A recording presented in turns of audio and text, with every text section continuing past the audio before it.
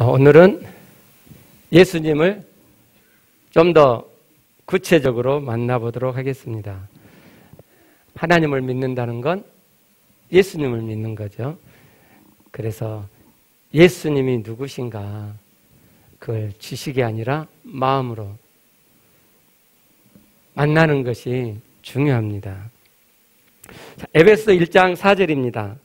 곧 창세 전에 그리스도 안에서 우리를 택하사 우리로 사랑 안에서 그 앞에 거룩하고 흠이 없게 하시려고. 창세 전이란 말은 창조 전이라는 말입니다. 그러니까 창조 전에 이미 예수 그리스도 안에서 우리를 하나님 앞에 거룩하고 흠이 없게 하시려고 택하셨다는 거죠. 이 말씀은 하나님께서 사람들이 범죄할 것을 창조 전부터 아셨다는 것입니다. 왜냐면요, 하나님께서는 하나님 닮은 아들을 만드시고자 하셨고, 아들이라고 하니까 왜 딸은 안 넣냐 그렇게 말씀하실 수 있는데, 성경은 영의 책이죠. 영의 세계를 말하기 때문에 하나님의 영적 세계에서는 남성, 여성이 없어요. 그래서 모두 합해서 아들 그렇게 표현하는 것입니다. 하나님의 아들을 좀 어린아이처럼 표현할 때는 자녀라고 표현하는데, 그것도 남자, 여자를 표현하지 않고 어린아이의 아들이라는 그런 의미입니다. 하나님을 닮은 참 아들을 만드시려면 하나님이 그들 안에 들어가셔야만 하나님을 닮은 참 아들이 되는데, 하나님께서는 이것을 강제적으로 하지 않으시고 사람들이 스스로 선택하여 하나님을 모시도록 그렇게 계획하셨습니다. 그러니까 사람은 하나님 없는 상태로 그들의 생을 시작하게 되었죠. 다르게 표현하면 아직 미완성된 존재로 그들의 생을 살게 되니까 당연히 범죄를 할 수밖에 없는 것입니다. 하나님은 이 모든 것을 아셨어요. 우리가 하나님을 모신 이후에도 어린아이로부터 출발을 하기 때문에 여전히 죄를 범하게 되죠. 하나님은 이 모든 걸 아셨어요. 그래서 하나님께서는 사람들이 하나님을 모시고 온전에 이르기 전까지 죄를 지을 수밖에 없는 것을 이미 창조 전에 아셨기 때문에 하나님을 닮아가도록 참 아들 되어 가도록 이 죄라고 하는 문제가 아무 문제 없도록 이미 창조 전에 계획을 하셨다 이 말입니다.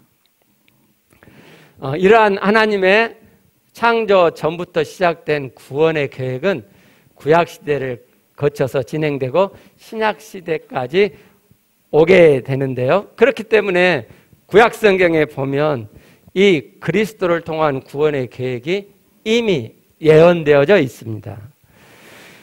구약성경 이사야 53장 6절 말씀입니다. 우리는 다 양 같아서 못된 짐승 같아서, 양이 가만히 두면 지 맘대로예요. 못된 짐승 같아서 그릇 행하여 각기 제 길로 갔거늘 하나님 없이 자기 마음대로 살았거늘 여호와께서는 우리 무리의 죄악을 자기 마음대로 산 우리의 죄악을 그에게 그리스도에게 담당시키셨도다.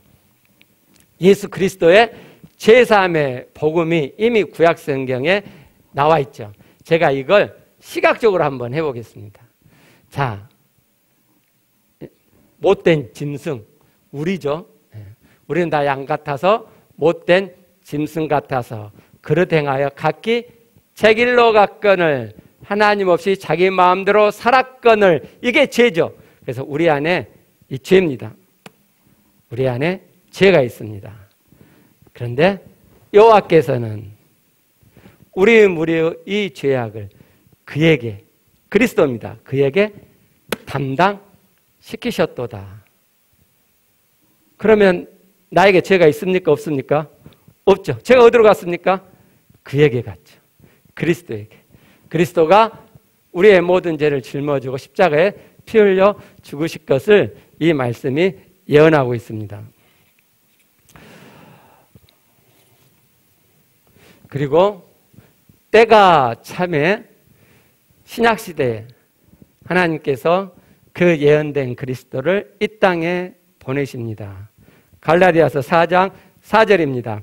때가 참에 하나님께서 계획하신 그 때가 참에 하나님이 그 아들을 보내사 여자에게서 나게 하시고, 여자에게서 나게 하셨다는 것은 사람으로 태어나게 하셨단 말이죠. 그렇습니다. 그 아들을 이 땅에 사람으로 태어나게 하셨습니다.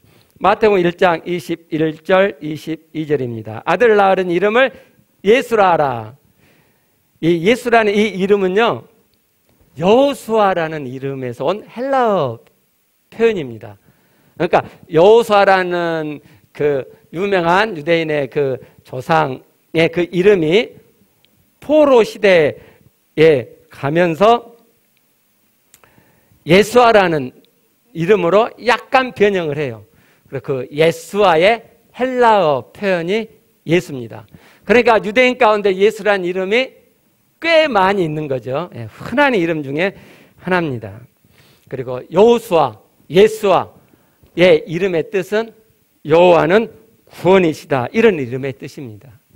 그래서 21절에 보면 예수의 이름을 이렇게 풀어 설명하죠. 이는 그가 자기 백성을 그들의 죄에서 구원할 자이심이라. 구원자로서 이 땅에 오셨다는 말이죠. 22절에 이 모든 일이 된 것은 주께서 선지자로 하신 말씀, 구약에 예언하신, 예를 들면 아까 봤던 이사야 53장 6절과 같은 그 예언의 말씀을 이루려고 하심이니라. 그 말씀을 이루기 위해서 예수가 이 땅에 사람으로 태어났다 이 말입니다. 그런데 사람으로 오신 이 예수는 하나님의 아들이십니다. 조금 전 봤던 갈라디아 4장 4절 말씀에도 하나님이 그 아들을 보내셨다고 그랬죠. 하나님의 아들. 요한복음 3장 16절에서는 독생자라고 표현합니다. 하나님이 세상을 이처럼 사랑하사 독생자, 유일하신 자, 유일하신 아들. 우리가 보통 외아들 그러는데 독생자, 유일하신 아들을 이 땅에 보내셨습니다. 사람 예수가 하나님의 아들이시라는 것을 알고 믿는 것은 예수 믿음에 굉장히 중요합니다. 얼마나 중요했으면 사도 요한은 요한복음을 다 기록하고 끝부분에 이렇게 표현을 했겠습니까? 요한복음 20장 31절입니다. 오직 이것을 기록하면, 그 앞에 기록했던 20장 30절 앞에 기록했던 그 많은 내용을 기록한 것은 너희로 예수께서 하나님의 아들 그리스도이심을 믿게 하려고 했다고요. 하나님의 아들 그리스도이심을, 그냥 구약에 예언된 구원자 그리스도로 예수를 믿는 게 아니고, 그리스도라는 성경에서 말하는 의미는 하나님의 아들이라는 의미가 내포되어 있습니다. 그리스도라는 단어 속에는 그런 의미가 없어요. 그리스도는 그냥 기름 부음 받은 자 이런 뜻이죠. 좀 풀으면은 구약에 예언된 그 구원자 이런 의미예요. 그런데 성경에서 예수를 그리스도라고 했을 때는 그가 하나님의 아들이라는 의미가 내포되어져 있는 것입니다. 예수가 하나님의 아들이심을 알고 믿는 것이 중요한 이유는요, 하나님의 아들이라는 이 의미는 하나님이라는 의미이기 때문에 그렇습니다. 요한복음 10장 30절에서 예수님께서 이렇게 말씀하셨습니다. 나와 아버지는 하나이니라. 굉장히 중요한 말씀이죠. 사람 예수가, 한 인간 예수가 지금 뭐라고 이야기를 했냐면, 나 예수와 하나님, 신이신 하나님과는 하나이니라, 이렇게 말씀했어요. 이 말씀을 빌립보서 2장 6절에서는 이렇게 풀어서 설명합니다. 그는 근본, 그는 그리스도거든요. 그리스도는 근본 하나님의 본체시나, 본체시란 말은 형상이란 말이죠. 그리스도는 하나님의 형상이라고요. 이 의미는 무슨 말씀이냐면 그리스도가 하나님과 동등되신 분이라는 의미입니다. 바로 이 뒤에 그 표현이 나오죠. 그는 하나님과 동등되시나. 아니야. 저 점점점 속에 있어요. 이따가 나올 거예요. 예.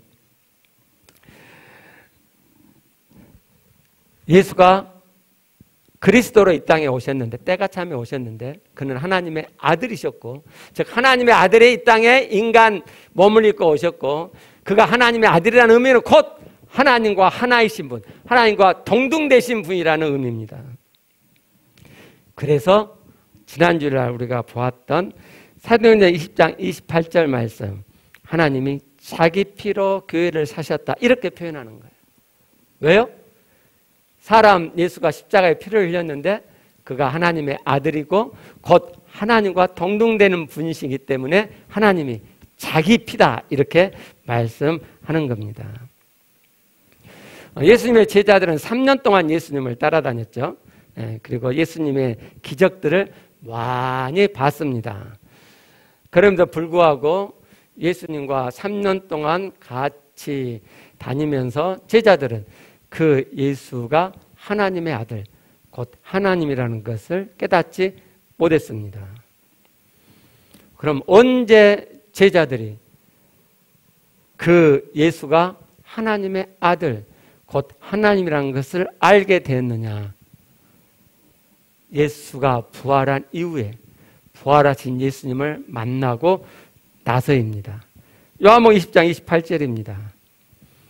부활하신 예수 그리스도를 만난 도마의 고백이죠. 도마가 이렇게 말합니다. 나의 주님이시여, 나의 하나님이시니이다. 사람을 하나님이라고 고백할 수는 없습니다. 제자 도마가 왜 지금 예수님을 하나님이라고 고백하고 있을까요? 사람은 한 번 죽으면 결코 다시 살아나지 못합니다. 조금에 보시겠지만 예수는 끔찍한 십자가형으로 죽었습니다.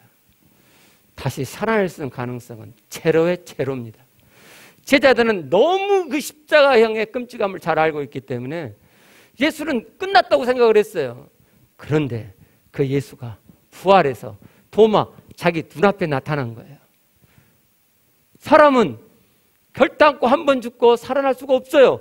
근데 사람 예수가 분명히 죽었는데 살아서 자기 눈앞에 나타난 거예요. 그래서 도마가 깨닫게 된 거죠. 아, 예수는 사람이 아니고 하나님의 아들, 곧 하나님이셨구나를 깨달은 거예요. 그래서 나의 주님이시여, 나의 하나님이십니다 라고 도마가 고백합니다. 도마 외에 다른 제자들도 예수님이 부활할 거라고 전혀 생각지 않았습니다. 그래서 그들은 문을 꼭꼭 잠그고 숨어 있었죠. 요한복음 20장 19절 말씀입니다. 이날 곧 안식 후 첫날 저녁 때 예수님이 부활하셨던 때예요. 그 저녁 때 제자들이 유대인들을 두려워하여 모인 곳의 문들을 닫았더니, 그렇죠? 왜냐하면 예수께서 십자가형을 받으신 것은 신성모독, 요즘 말로 하면 이단으로 몰렸기 때문이거든요. 요한복음 10장 33절입니다. 유대인들이 대답하되 선한 일로 말미암아 우리가 너를 돌로 치려는 것이 아니라, 앞에 내용을 보시면 유대인들이 예수님을 돌로 치려고 해요. 그러니까 예수께서 이의를 제기하죠. 너희들이 왜 나를 돌로 치려 하냐, 내가 선한 일을 했는데. 그러니까 이렇게 대답하는 거예요. 그 뒤에 뭐라고 합니까? 신성모독으로 인함이니. 그 신성모독을 풀어서 뒤에 말합니다. 내가 사람이 되어, 예수는 사람이잖아요. 지금 내가 사람이 되어 자칭 하나님이라 함이로라. 하나님의 아들이라는 의미는, 나와 아버지가 하나라고 하는 이 의미는 유대인들에게 자기가 하나님이라 이런 의미와 같은 거예요. 네가 신이야? 너 지금 사람인데 이 자식이 시건방지게 자칭 하나님이라고 해? 신성모독하네. 그리고 예수를 십자가에 못 박게 됩니다. 제자들은 그 예수와 3년 동안 다녔기 때문에 제자들이 발각이 되면 예수의 신성모독에 가다만차로 잡혀서 죽을 수 있거든요. 그래서 무서워갖고 두려워서 문을 꽉 잠그고 안에 숨어 있었습니다. 그런데 19절 보면 예수께서 오사 가운데 서서 문이 잠겼는데 예수님이 들어오셨습니다.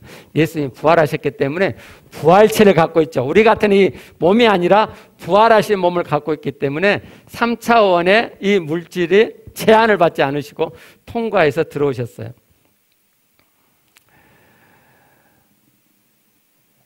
자신들이 잡혀 죽을까 두려워했던 제자들은 이렇게 부활하신 예수를 만난 후 180도 바꿉니다. 예, 저기 20절 보면 이 말씀을 하시고 손과 옆구리를 보이시죠? 그래서 제자들이 예수님이 십자가에 죽으셨다는 것을 확인을 하죠. 손과 옆구리를 보여주니까 맞네, 예수님 맞네. 그래서 예수가 부활했다는 것을 믿게 됩니다. 그러고 난 뒤에 제자들이 180도 바뀌는데요.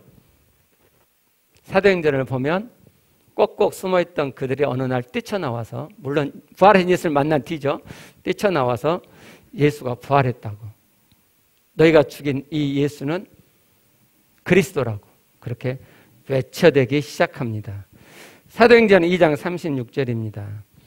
그런즉 이스라엘 온 집은 확실히 알지니 너희가 십자가에 못 박은 이 예수를 하나님이 주와 그리스도가 되게 하셨느니라. 5장 42절입니다. 그들이 날마다 성전에 있든지 집에 있든지 예수는 그리스도라고 가르치기와 전도하기를 그치지 아니하니라. 왜요? 아니, 죽을까봐 두려워했던 제자들이 왜 지금은 죽을 수 있는 환경 속에 뛰쳐나와가지고 공공연하게 예수는 부활했다, 예수는 그리스도다라고 외치기 시작했죠? 왜죠? 부활하신 예수를 만났기 때문입니다. 그들은 동료가 실제로 죽어감에도 불구하고 예수는 그리스도라고 외치기를 멈추지 않습니다. 12장 2절입니다. 요한의 형제 야고보를 칼로 죽이니. 예수를 믿는 사람들이, 제자들이 외치는 이 전도를 듣고 핵심하여 그리스도를 따르는 무리들이 많아지니까 당국에서 사도들을 잡아 죽이기 시작하는데 그 첫째 희생된 자가 야고보입니다. 예수님이 부활하시기 이전에 죽을 것이 두려워서 문을 꼭 잠그고 숨어 있었던 그들이니까 부활을 보고 정신없이 예수가 부활했다고 외쳤다 하더라도 실제로 동료가 죽어가잖아요. 그럼 다시 죽음에 대한 두려움이 올 수 있죠. 근데 전혀 영향을 받지 않고 그 제자들은 계속해서 예수는 부활했다고, 예수는 그리스도라고 외치는 것을 멈추지 않습니다. 그리고 그 사도들은 한 명 한 명씩 죽어갑니다. 그리고 당국에 잡혀 죽지 않은 제자들은 그 주변 나라로 전도하러 다니다가 결국 다 순교해서 죽습니다. 왜요? 아니, 죽음이 두려웠던 이들이 왜 죽음을 각오하고 실제로 죽어감에도 불구하고 예수는 부활했다, 예수가 구약에서 예언한 그 그리스도다, 하나님의 아들 그리스도라고 외쳤을까요? 왜요? 부활하신 예수님을 만났기 때문입니다. 질문 하나 드리겠습니다. 예수님은 역사상 실존 인물입니까? 아니면 신화적인 인물입니까? 예수님은 역사상 실존 인물입니다. 우리가 이순신 장군 그러면 역사상의 인물이라고 의심 하나 없이 생각하는 것처럼 유대인들에게 예수는 역사상 의심할 바 없는 실제적인 인물입니다. 유대인의 유명한 역사가가 있는데 요세푸스라는 사람은 37년에 출생했습니다. 그러니까 예수님이 십자가에 죽으시고 부활하신 사건이 있고 바로 몇 년 뒤에 태어났죠. 요세푸스는 자라면서 예수의 이야기를 많이 들었죠. 그리고 그가 성장해서 유명한 역사가가 돼서 책들을 저술을 했는데 그중에 하나가 유대인 고대사가 있습니다. 거기 18권에 보면 예수가 십자가에 죽었다고 하는 기록이 나오고 그의 제자들이 예수가 부활했다고 전하고 다녔다라는 기록이 있습니다. 이처럼 예수라는 인물이 실제 존재했고 그가 십자가에 못 박혀 죽었고 그의 제자들이 사도행전에서처럼 예수는 부활했다, 그리스도라라고 외쳤던 것은 어떤 역사학자도 부인하지 않는 역사적인 사실입니다. 문제는 제자들이 전한 그 예수의 부활이 진짜냐 아니면 거짓말이냐 하는 논쟁이 있을 뿐입니다. 여러분도 예수를 제대로 믿고 싶으시면 그 논쟁에 뛰어드셔야 됩니다. 성경에 기록된 제자들이 외쳤던 예수의 부활은 진짜입니까? 혹시 그들이 거짓말로 그렇게 한 건 아닐까요? 여러 가지 논쟁이 있지만 오늘은 한 가지만 말씀드리고 나머지는 다음 기회에 말씀드리도록 하겠습니다. 자, 한번 생각해 보시죠. 사람들은 뭔 일을 할 때 자기에게 유익이 되는 것을 합니다. 최소한 해가 되지는 않아야 합니다. 그러면 제자들은 어떤 유익이 있길래 예수가 부활했다고 예수는 그리스도라고 거짓말을 지어서 그렇게 외쳤을까요? 오히려 해가 되지 않습니까? 자기가 죽잖아요. 사람이 가장 귀하게 여기는 자기의 목숨이 걸려 있는데 그럼에도 불구하고 목숨을 걸고 거짓말을 한다는 말입니까? 그렇다면 아주 그 거짓말 통해서 뭔가 대단한 유익이 있어야죠. 어떤 분은 그렇게 이야기합니다. 예수교가 생겼잖아요. 그렇죠. 제자들이 예수가 부활했다고 그리스도라고 외쳐가지고 예수교가 생겼습니다. 그래서요. 제자들에게 뭔 유익이 있죠? 그들 다 숨겨서 죽잖아요. 아니 자기가 살아남아야 예수교가 생겨가지고 이득을 보지. 아니 자기들 죽는데 예수교가 뭔 상관이 있냐고요. 그들이 예수가 부활했다고 예수가 그리스도라고 외쳤다는 것은 단 하나, 그들이 부활을 봤기 때문입니다. 그들이 목숨을 내걸고 예수의 부활을 외치고 예수가 그리스도라고 외쳤던 건 단지 단 한 가지 사실, 그들이 부활하신 예수를 보았기 때문입니다. 그래서 어떤 사람들은 이렇게 생각을 합니다. 야, 제자들은 예수의 부활을 봐서 좋겠다. 봤으니까 저렇게 진짜 믿지. 나도 예수님 부활 봤으면 제자들처럼 잘 믿었을 텐데. 예수님이 이렇게 말씀을 하십니다. 요한복음 20장 29절입니다. 예수께서 이르시되 너는 나를 본 거로 믿느냐?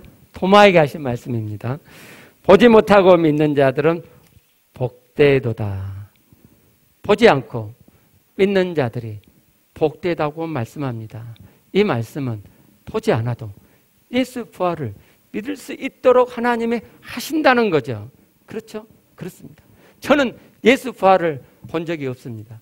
그리고 여러분이 아시는 것처럼 저는 의심이 굉장히 많은 사람입니다. 정말 저는 굉장히 이성적인 사람입니다. 그런데 지금은 예수 부활이 믿어집니다. 어떻게 해요? 묵상을 통해서. 물론 논증도 필요한 저 같은 사람한테는 아까 말했던 그런 논증들이 필요합니다. 이성적인 사람은 그 의심이 잘 깨지지 않아요. 그 사람은 이성적으로 접근할 필요가 있습니다. 이 다음에 더 해드릴게요. 근데 아까 했던 한 가지로 충분해요, 사실은.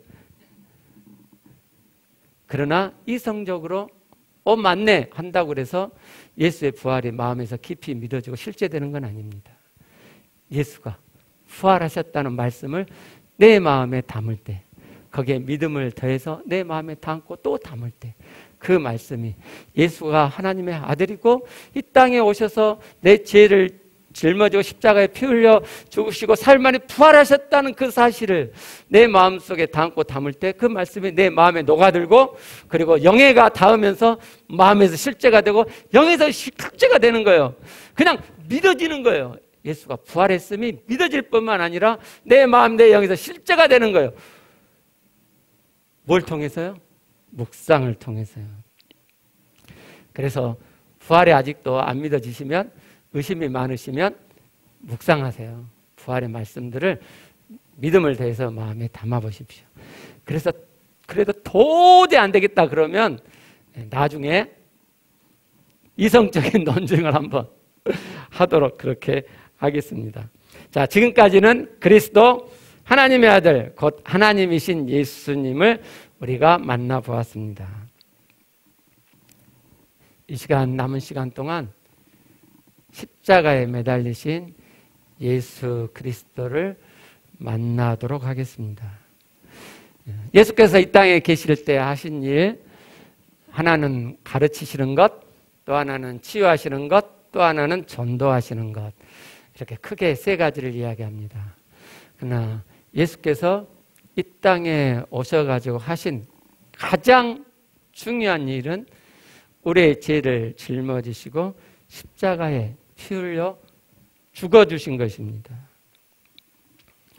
예수님은 이러한 자신이 이 땅에 오신 의미, 목적을 잘 알고 계셨습니다. 마태복음 20장 28절입니다. 인자가 온 것은, 여기 인자란 말은 예수님 자신을 가리키는 표현입니다. 섬김을 받으려 함이 아니라 도리어 섬기려 하고 자기 목숨을 많은 사람의 대속물로 주려 함이니라. 이 대속물이라는 헬라어 리트론의 우리말은 몸값을 의미하는 속전이란 뜻입니다.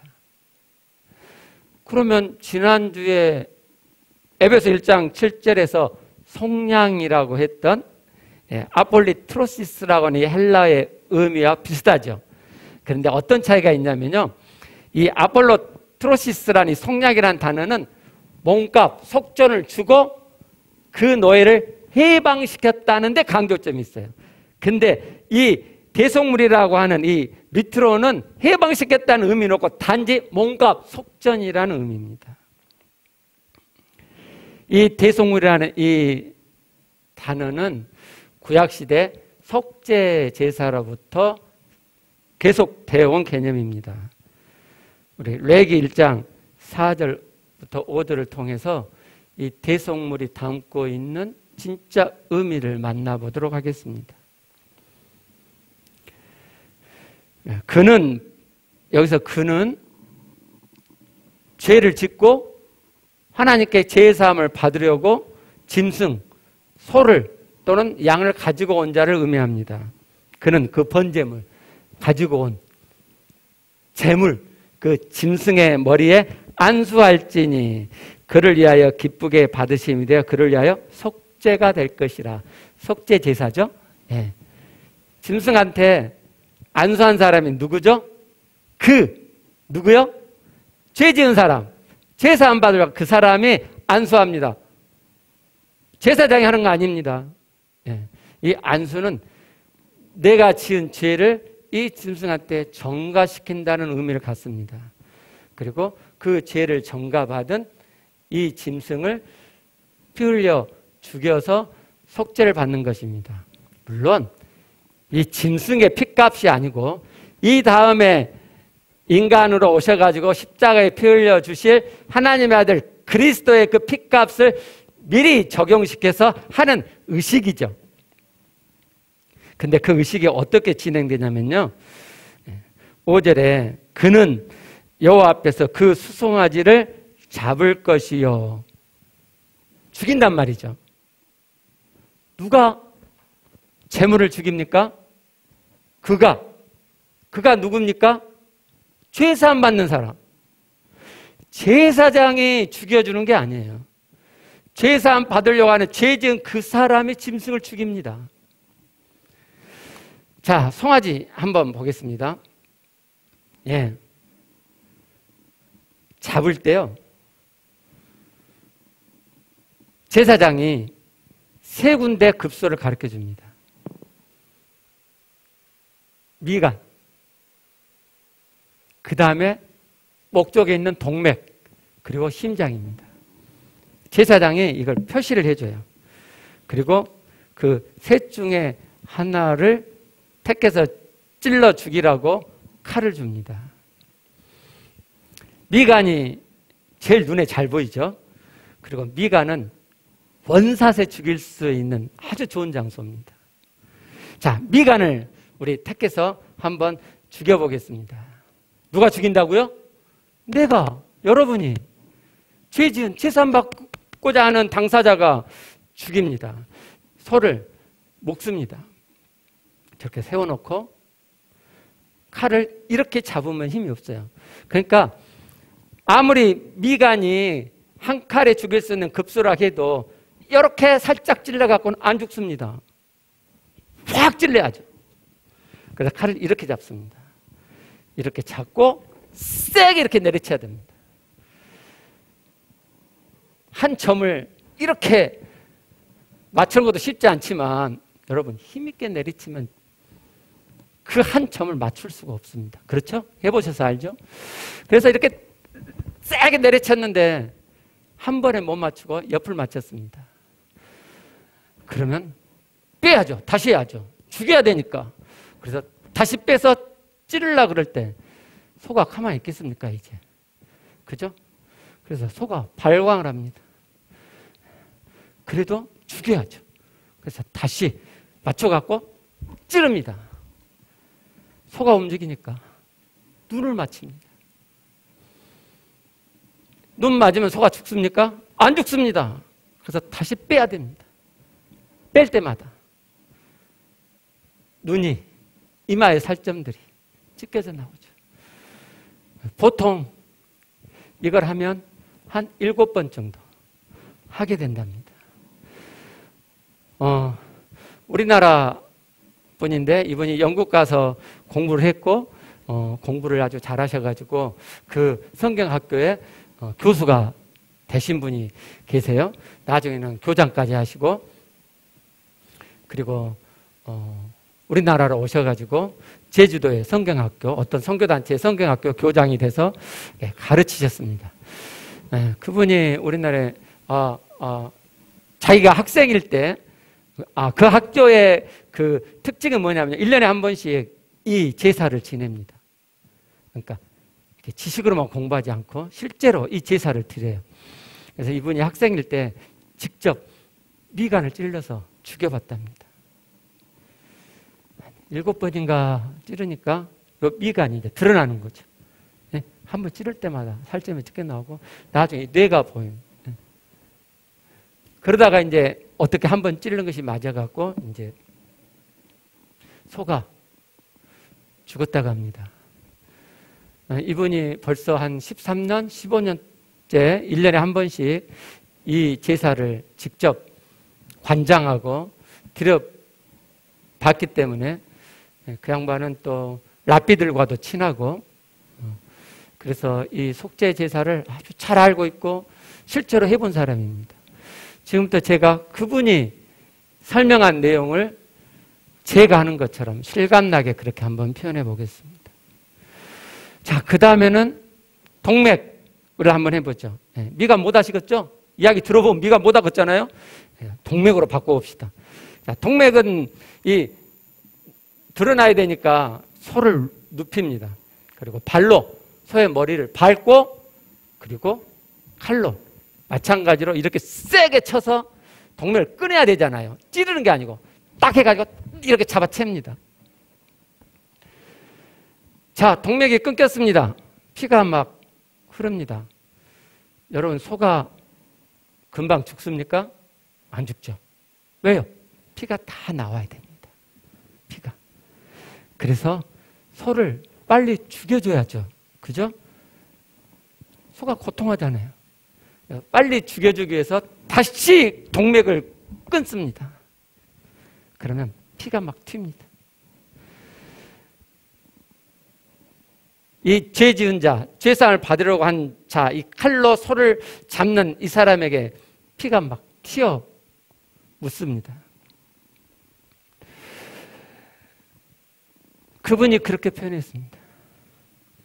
여러분, 구약의 희생제사가 낭만적으로 생각되십니까? 처참합니다. 학생들이 그 의식을 치르기 전에 들어오면서 깔깔대고 막 이렇게 온답니다. 제사가 시작되면, 칼질이 시작되면 그 누구 하나 웃지 못합니다. 실제로 이 제사를 집행하는 사람의 모습은 마치 정신 나간 사람처럼 보인답니다. 왜요? 피가 막 이렇게 범벅이 돼 있고, 이 짐승이 빨리 죽어줬으면 좋겠는데 잘 안 죽으니까 너무 짐승한테 미안하고 막 피가 낭자한 그것을 보기가 너무너무 괴로우니까, 그래서 더 열심히 찍어대야 되니까 아주 실성한 사람처럼 보인답니다. 옆에서 보면 그 사람 몰골이 그렇게 괴상할 수가 없는데 그걸 보고 있는 그 누구도 웃지 못한답니다. 너무너무 처참한 상황. 예수 그리스도가 이따 보시겠지만 그렇게 십자가형을 당하십니다.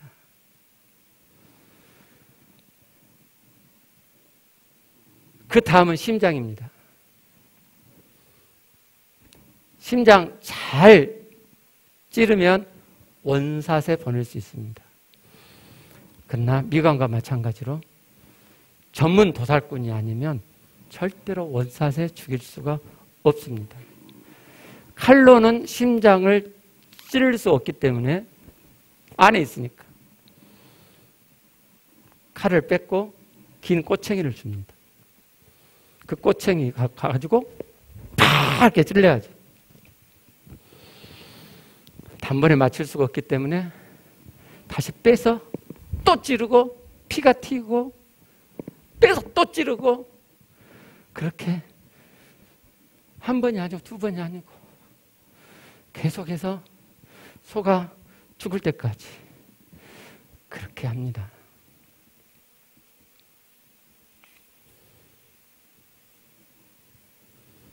한 번은 그 학교에 우리나라 태권도 국가대표가 왔답니다. 그리고 걔가 자원했는데, 목사님, 걱정하지 마세요. 제가 원사세 보낼게요. 됩니까? 걔가 이 희생제사를 치르면서 미쳐 올라간다. 안 죽으니까. 희생제사는 잔인한 것입니다. 그럼 여러분, 이런 의문이 들지 않습니까? 왜 하나님은 죄를 사하시는데 사람에게 이러한 잔인한 제사를 집행하게 합니까? 너희가 지은 죄가 얼마나 잔인하고 얼마나 극악무도한 것인지 알라고 하는 겁니다.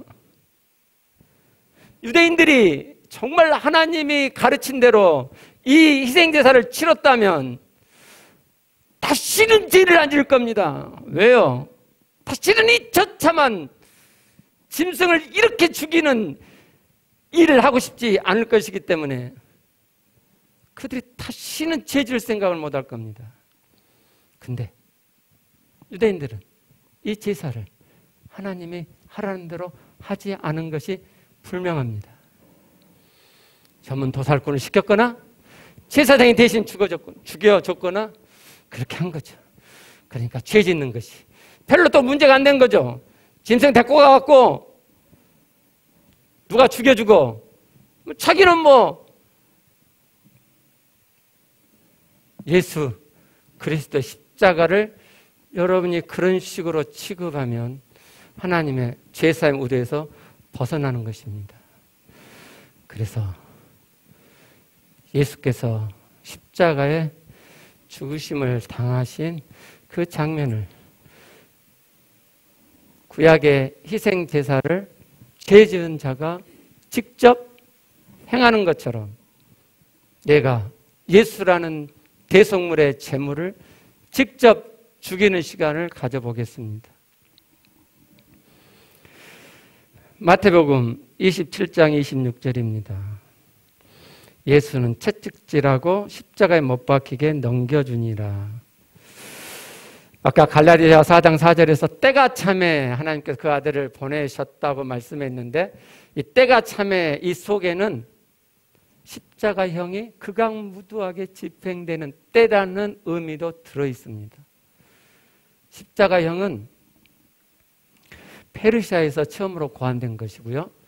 이게 로마로 넘어왔는데 로마인들은 이 십자가형을 더 처절한 고통을 당하면서 서서히 죽어가도록 그렇게 만들었습니다. 십자가형은 너무너무 처참한 처형 방법입니다. 그래서 그게 없어졌어요. 여러분은 단두대가 더 끔찍하지 않냐 그러시는데, 여러분 단두대는 순간입니다. 철컥 끝. 그렇게 고통스럽지 않습니다. 화형이 꽤 고통스러운 처형 방법인데요. 근데 실제로 화형을 당해보면 하나님이 정말 잘 만드셨어요. 불이 타잖아요. 그러면 내 신경이 건드리잖아요. 그래서 너무너무 고통스러운데, 그 고통스러운 시간이 지속되면 어느 순간부터 신경이 마비돼서 못 느낀답니다. 그래서 화형은 당할 만합니다. 근데 십자가형은 당할 수 있는 게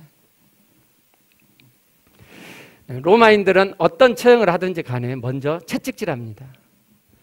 근데 십자가형을 하기 전에 하는 채찍질은 좀 특별한데, 왜 그러냐면 그냥 십자가에다가 매달려 놓으면 언제까지 있을 줄 몰라요. 그래서 서서히 죽어가야 되잖아요. 그래서 피를 흘리게 하는 목적이 있습니다. 자, 사진 한번 보겠습니다. 어떤 크리스찬 해부학자가 십자가를 연구해가지고 발표한 글 중에 있는 그림입니다. 제수를 저렇게 기둥에다가 손을 묶고 다 발가벗깁니다. 그리고 채찍하는데 왼쪽에 저 채찍 그림이 있죠. 짧은 것도 있고 긴 채찍도 있는데, 저 채찍 끝에 납덩어리가 달려 있습니다. 그래서 이렇게 후려치면 납덩이가 피부에 닿았잖아요. 그러면 피부를 짓이기겠죠. 그죠? 그리고 그 위로는 양의 뼈들이, 날카롭잖아요. 뼈들이 일정한 간격으로 이렇게 있습니다. 만약 긴 채찍을 사용할 때는 어떻게 하냐면, 짧은 채찍은 이렇게 두려 패겠죠. 보통 두 사람이 했다는데 저 두 명 있죠. 이렇게 치겠죠. 근데 긴 채찍일 경우는 이렇게 못 치잖아요. 이렇게 하죠. 이렇게 하잖아요. 이렇게. 그러면 긴 채찍이 확 날아갔고 탁 양의 뼈가 살점을 딱 박히면은 쫙 채죠. 그러면 살점이 딱 뜯어 나오는 거예요. 우리가 짐승 죽이는 것과 똑같습니다. 그래서 하나님께서 예수 그리스도를 십자가에 가장 처참하게 진행되는 로마 시대에 보내신 거예요. 이제 오른쪽 그림은 이제 저런 방향으로 채찍질을 한다는 말이고요. 그래서 저 채찍질이 끝나면 피부가 너덜너덜해집니다. 뜯긴 피부에서 피가 나오죠. 그리고 이제 십자가 이 가로들을 메고 이제 골고다로 가시게 되는데, 골고다에 가면 그 다음 사진, 못을 박죠. 저 맨 왼쪽에 있는 것이 못인데요. 쇠로 된 못이고 13cm에서 18cm가 되는 굉장히 큰 못입니다. 그러니까 여기에 못질한 게 아니고요. 이제 실제로 십자가에 죽은 사람들의 이 유골이 발견되곤 하거든요. 그래서 보면 여기 뼈가 이렇게 있잖아요. 이 사이, 여기는 지탱하기가 어려워요. 여기에다가 박는데 여기다가 못질을 하게 되면 들어가면서 신경을 건드겠죠. 희생 제물로 바쳐지는 그 소에게 칼로 쇠꼬챙이로 찔러대는 아픔을 예수께서 저 못질로 당하시는 거예요. 로마 군인이 못질했지만 죄를 지은 내가 못질하는 거죠. 내가. 그 다음을 보면요. 발을 포개가지고 발등에다 못질을 합니다. 그 다음에요. 십자가에 매달았는데 저기도 그 천으로 가려놨는데 원래 십자가형은 아무것도 가리지 않고 십자가에 매답니다. 수치죠.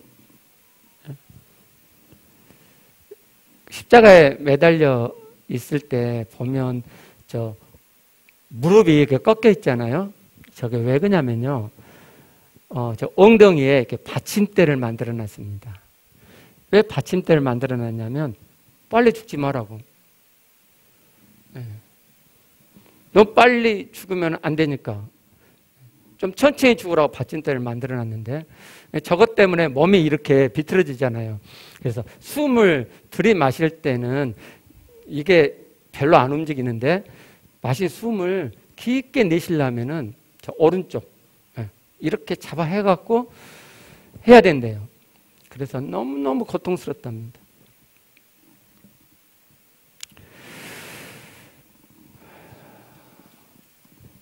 예수 그리스도가 이 땅에 오신 가장 중요한 일은 우리의 죄를 대신 짊어지시고 십자가에서 대속물로 우리의 몸값을, 죄값을 지불하시는 일입니다. 우리 구약에서 속죄제사 지낼 때 안수하고 죄가 전가되죠. 마찬가지로 예수께서는 우리의 모든 죄를 전가받으시고 짊어지시고 십자가에서 피 흘려 죽어 주셨습니다. 실제로 소나 염소나 양을 제사 때 쓰게 되는데 염소는요 발악을 한답니다. 소리 지르고 발악을 한대요. 그런데 양은요 처음에 딱 찌르면 하고 소리를 참는데요. 그리고 그 뒤부터선 찔러도 소리를 내지 않고 그걸 참아낸답니다. 처음에 딱 찌를 때 찌른 사람 한번 이렇게 본대요. 그리고는 그 고통을 참아내고 죽음을 받아들인답니다. 그리고 이 양은 우리 숨 넘어간다 그러잖아요. 숨 넘어갈 때까지 그 고통을 참아내는데 양이 숨 넘어갈 때